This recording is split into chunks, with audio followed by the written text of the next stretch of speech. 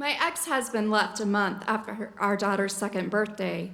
During the 6 years since he moved out, friends, coworkers, my doctors, and even my dentist asked me from time to time if I was dating. As a single mom who worked full-time and wanted to make the most of my time with my daughter, I wasn't interested. Then, last November, my dad asked, "Have you been on a date since David left?" I realized it was time. It was a bold step. I hadn't been on a first date since 2001. I set a goal to go on one date by the end of the year. Reluctantly, I joined an online dating site. You see, meeting someone via friends is next to impossible.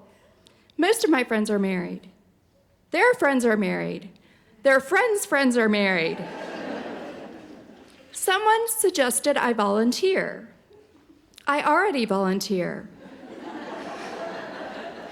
with a nonprofit providing support to moms suffering a postpartum mood disorder. I doubt I'll meet someone here. Others suggested church. After being surrounded by people all week, I prefer to spend my Sunday mornings worshiping in my garden, planting and weeding. Quickly, I learned I wasn't very marketable. My profile wasn't garnering any interest. If I was going to reach my goal, I needed to be proactive. I sent messages to 15 men who seemed educated and interesting. I heard back from 3. In my 20s, this would have devastated me. 2 kindly responded. They met someone and wished me luck. I knew they might be lying, but I appreciated the responses. They were kind and articulate. This left one guy.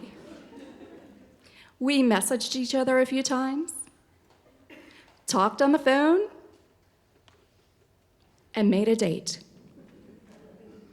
You know, the greatest fear for men is the woman may be fat. But like most women, my greatest fear was he might be a serial killer.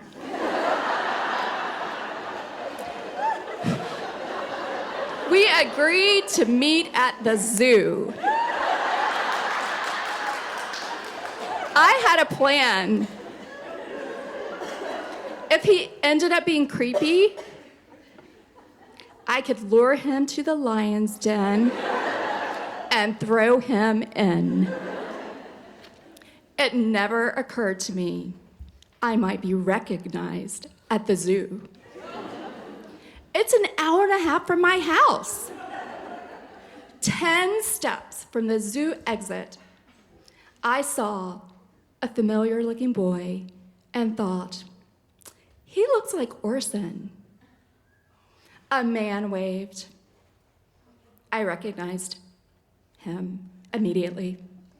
It was Orson's father. Then I heard a little voice.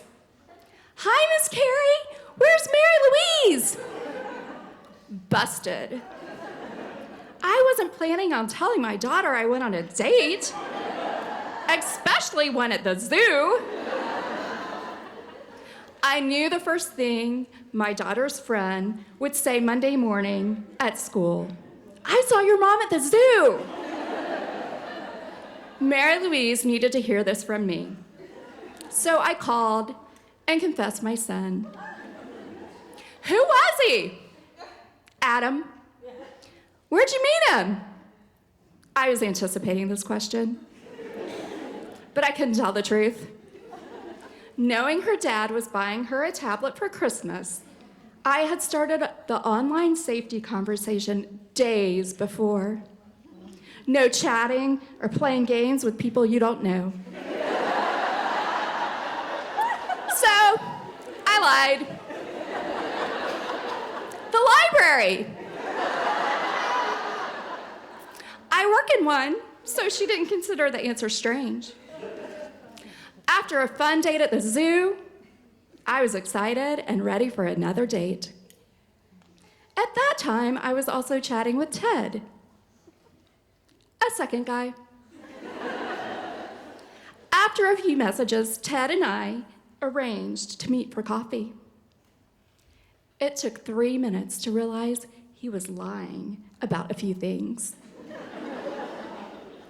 I ignored his messages for a few days until he wrote, "I'm eagerly awaiting your post on Single Mom Online."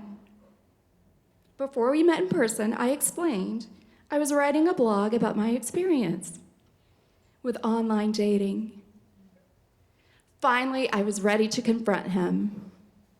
I replied, "I haven't written my post about our meeting up for coffee. However, it will include my theory. You are lying about your age." I did the math. If you are 46 years old, worked at SAS for 30 years, you would have started at age 16. While chatting online, you said, you said you were hired directly after college. It doesn't add up, unless you're a child prodigy. I thought it was only women who lied about their age. What else did you lie about? Are you really separated? Or are you, as my friend says, separated in your mind? He responded, "Well, it's a long story." After that experience, I was disenchanted. Then I recognized a profile picture. It was my mortgage broker. I sent a message, "Hey, it's Kerri Hall. I just ventured into the online dating world. Dating is very different these days. I've learned single moms in their 40s aren't in high demand. 50% of the men I've met are married. Granted, it's only been 2 guys. I hope this isn't reality. Would you like to get together sometime so I can change the percentage to 33? You're welcome to stop by the house anytime." My friend's daughter saw him leave the house. I found out later that she asked her mom if he was the maid. I love knowing I'm raising my daughter in a time where a second-grade girl sees a middle-aged man leaving my house and thinks he's the maid. In the first 44 days online, I learned a few things. Online dating is hard work, a time suck, and not very fun. The most positive part of my experience is the realization I need a non-kid related social life. So, on January 1st, I made a new goal. My New Year's resolution: carve out an hour or more each week to catch up with a friend without our kids hovering. As for online dating, my profile is active. However, it's not like the first 20 days when I was obsessed. I go days without viewing profiles. Instead, I'm focusing on my New Year's resolution. During the first 12 days of January, I went for a walk, saw a movie, and went out for lunch and dinner with a variety of friends. Each time I went out with these ladies, I felt at ease and connected. That hasn't happened via the online dating world. However, those first 44 days did help me. I learned what's been missing these past few years: uninterrupted time with friends and sex. But that's a different story.